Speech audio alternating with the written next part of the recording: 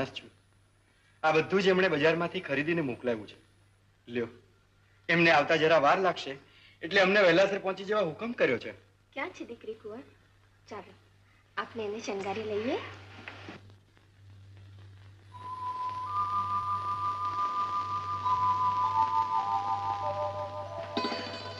આવો ઉત્તમ અને કિંમતી શણગાર. મેં તો દીકરી માટે 4 ચિત્રા માંગ્યા હતા, એમને આટલું બધું મોકલી આપ્યું. આ તો ઉતાવળમાં ઓછું લેવાયું છે. ખામી રહી હોય તો ક્ષમા કરજો. માં, મારા બાપુએ આટલું બધું દેવા કેટલું કરજ કર્યું હશે. કરજદાર તો અમે એના છીએ. તમે ચિંતા કરો માં. હવે હું ચાલું.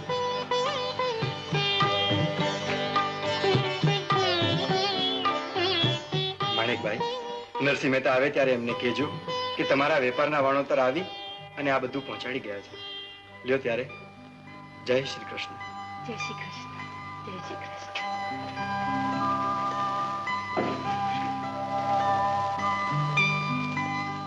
એ બાપા, આ તમારું નાક નાનકડું થઈ ગયું ને નરસિંહ મહેતાનું નાક મોટું થઈ ગયું. કોણે કર્યું? ભગવાને. નરસિંહ મહેતાએ ધરણીધર શેઠને ત્યાં બેસીને કેદારો ગાયો તો દામોદર લાલજીના ગળામાંથી હાર ઉડતો ઉડતો આવીને નરસિંહ મહેતાના ગળામાં પહેરાવાઈ ગયો. એ ઉડતા હારનો ભેદ ઉકેલવો પડશે. એ બાપા, નહીં ઉકેલો ને તો તમારું નાનકડું નાકે કપાઈ જશે. ચૂપ! માં, મારા બાપુના આવાથી કેવા ઓળખીતા જે આટલું બધું આપી ગયા ને ઉપરથી પોતાની જાતને એના કરજદાર કહે છે. હું નથી ઓળખતી બેટા. ભગતની ભક્તિનો ભેદ એક ભગત જાણે ને બીજો એનો ભગવાન. આપણે પામર શું જાણીએ? બેટી, આપણે તો રામ નામના વેપારી, એને નાણાના વ્યવહારિયા કઈ ઉધાર આપે ખરા? કોઈએ કઈ આપ્યું નહીં. હું તો ખાલી હાથે પાછો આવ્યો છું. અરે શું વાત કરો છો? તમારું મોકલેલું તો અહીંયા ક્યારનું પહોંચી ગયું છે. કુંવર તો આખી શણગારાઈ ગઈ છે. જુઓ તો ખરા. બેટી, આવા દૈવી શણગાર ને આવા દૈવી રૂપ તો મેં રાસ લીલા વખતે પ્રભુના ધામમાં જોયેલા. નક્કી નક્કી મારો નાથ ને માતા રાધિકા સ્વયં આવી દીકરીને શણગારી ગયા અને હું અભાગ્યો ગામમાં ઉધાર માંગતો રહ્યો ને મારો વાલો ઘરે આવી મારું કામ ઉકેલી ગયું. મેં શા માટે ચિંતા કરી? જેને માથે સમર્થ ધણી બેઠો હોય એને શેની વ્યાધિ? વાહ મારા નાથ, વાહ મારા કૃષ્ણ કનૈયા, વાહ રાધિકા પિયા, તમે આવ્યા ને હું દર્શન વિહોણો રહી ગયો.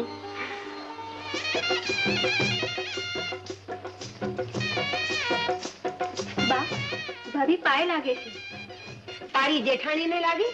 હા બા, એટલો વિવેક એને આવડ્યો તો હવે મારા સાસુને લાગો ને જરા વિવેક શીખો. હા, બાપના ઘરમાં તો નહીં શીખ્યા હોય, નહીં શીખજો. અને તમારા ભર્યા ભોગવો ને ખૂબ સુખી થાવ. ભગવાન તારું વિવાહ તો અખંડ રાખે. ચલો ભાભી, ભાઈ વાટ જોતા હશે.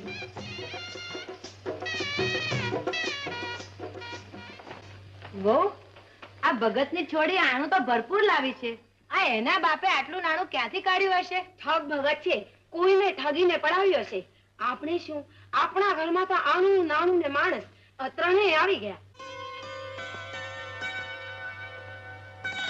હવે અહીં પધારવું છે કે અવતાર રાખો ત્યાં જ રોકાઈ રહેવું છે?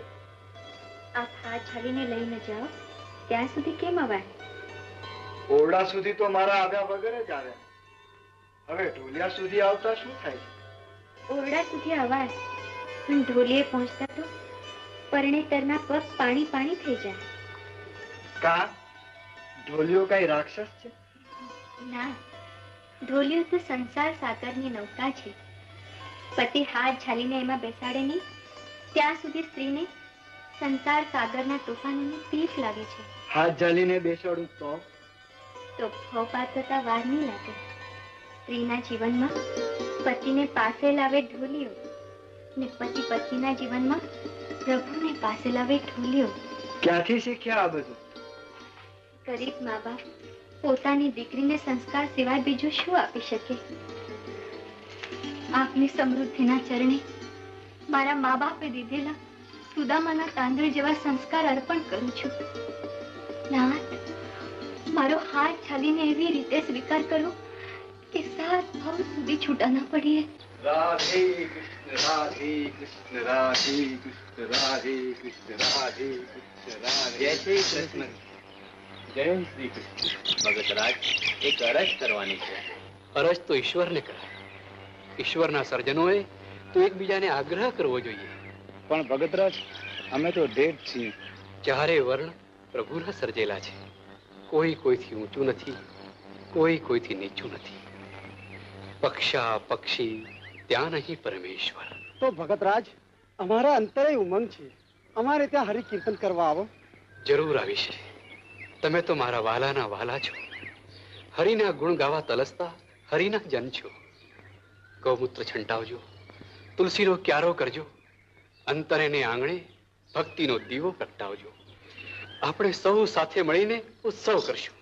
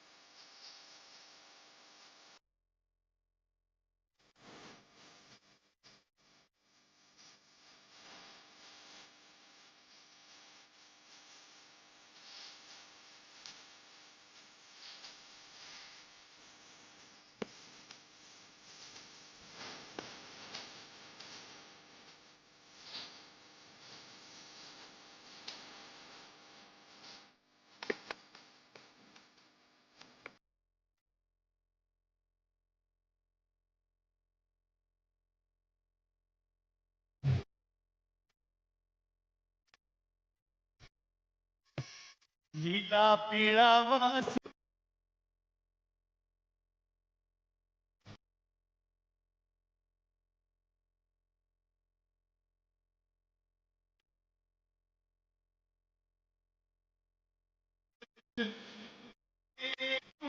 બચ્ચા